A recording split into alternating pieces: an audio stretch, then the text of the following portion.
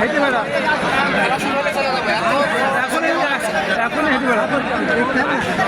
কত টেম্পার কেবে শেষ শ্বাস হয়েছে অত টেম্পার হবে হাত তুলেছে সবাই জানবেন সবাই